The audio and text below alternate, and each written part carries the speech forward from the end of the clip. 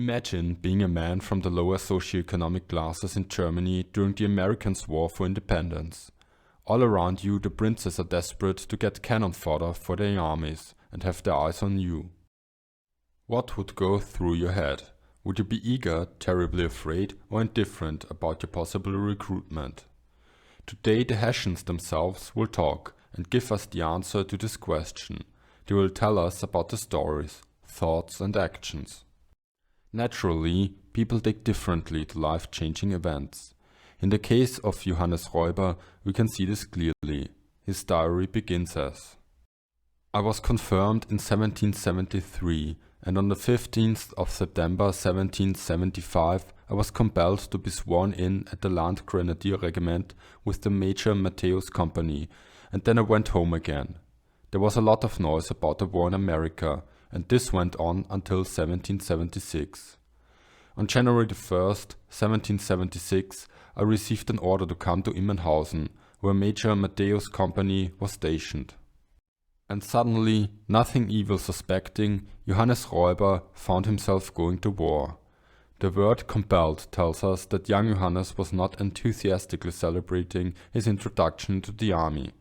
Nevertheless, he accepted it and went on without resistance. The contrary case is Johann Gottfried Seume.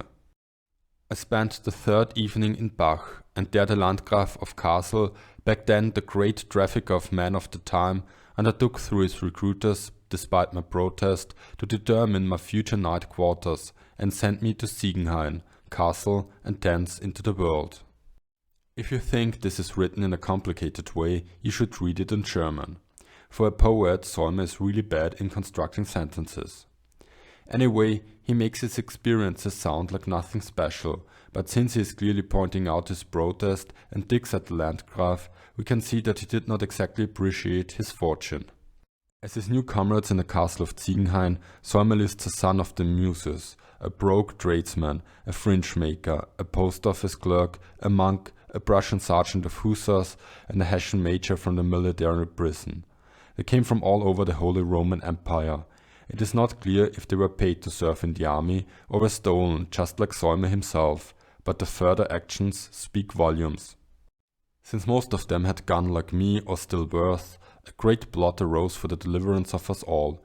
People had so much good confidence in my insight and courage that they conferred on me the management and command with unrestrained full power, and I went by my own counsel and was not unwilling to take the post of honor and to lead the 1500 men to freedom and to dismiss them in honor.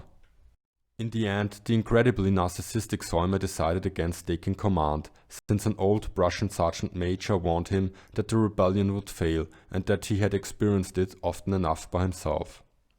I should add here that Seume goes to lengths to assure us that everyone respects and admires him. Personally, I see no evidence why we should believe him, who was not even 20 years old at this point. Anyway, if he actually had the chance to take command or not is not important. In the end, someone else did, and this was to Seume's fortune.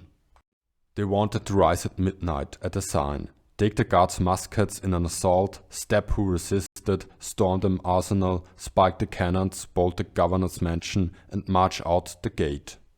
But it came differently. On the day before the planned flight, 100 soldiers supported by artillery awaited them. 2 men were sentenced to the gallows.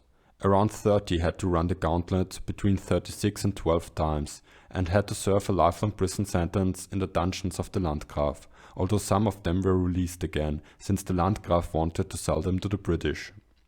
Seume's story of recruitment is full of resistance, but on the other hand, Johann Conrad Döhle, an infantryman, could not have cared less.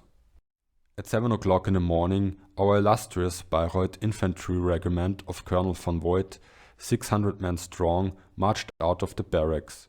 We entered on our march and employment in another part of the world, in God's holy name. With that, our 3 heroes were on their way to the New World to fight in battles for the British. Our next hero, Stefan Popp, even seemed eager to go. Orders were issued that the regiment should be ready to take the field in 3 weeks. Colonel von Voigt was assigned the command and directed to fill the ranks with young men from all the villages in the neighborhood.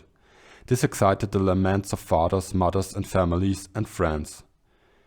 Steffen Popp also served with the troops from Ansbacher-Bayreuther.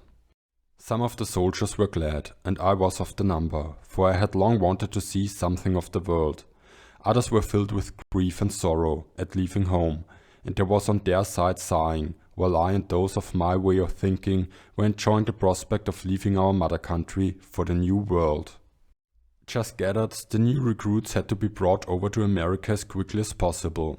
For Johannes Reuber this meant 2 months of rigorous training before they marched off.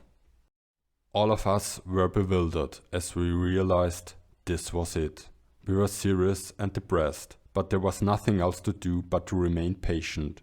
That evening an order came that we were bound for Kassel the next morning to be inspected by the Landgraf Frederick. At least for Reuber, the rest of the march was uneventful, but not so for Seume. Meanwhile Seume and his comrades marched like a column of prisoners towards the sea under the watchful eyes of dragoons. When they had to cross Prussian territory, the Prussian deserters in their ranks had to march around the land. Here another revolt was tried but failed again. Here at night quarters a new complot developed and should have been, since our guard was not very strong, executed immediately. But heaven knows how it became known. The commanding officer immediately commandeered the whole armed citizenship and the farmers in that area, made genuine military expression to have us all shot in the old church where we stayed, and we all continued towards the Weser to Bremerhaven. Finally they reached Bremerhaven, and Sir Thomas Fawcett mustered them. The guards gave them some bumps in the ribs, such that the new recruits enthusiastically shouted, "Long live the King!" Döhle and Popp's march to the seas was even more thrilling and deadly. The soldiers went down the mine on ships. Finally they reached Ochsenfurt, where they found the gates closed. March 10th. Put on board boats at Ochsenfurt, but so closely packed that many of the men both of the Ansbach and Bayreuth regiments had to stand up all night. We sang hymns and had prayers. Little room, a bad smell, and the cold was too much. After enduring this all night, the soldiers went on shore in the morning. The NCOs used heavy whips to try and gain back control, but failed. In the end they allowed food to be brought. To their misfortune, the soldiers also got their hands on some wine.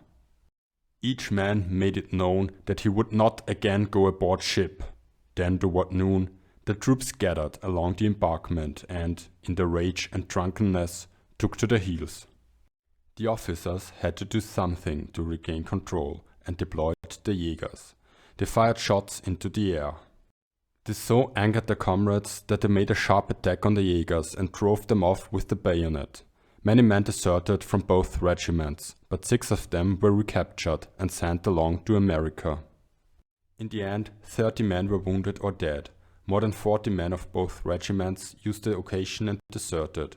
The citizens of Ochsenfurt sided with the escapees, and some got caught up in the fight. Finally, the troops, sobering up, relaxed the situation a little bit, but the tensions only ended when the Markgraf Alexander von Brandenburg-Ansbach arrived. After he had received the message of the problems at Ochsenfurt, he had ridden through the whole night. He asked every soldier for his troubles, gave them some money, promised to accompany them to Dordrecht, and overall everything would turn to the better.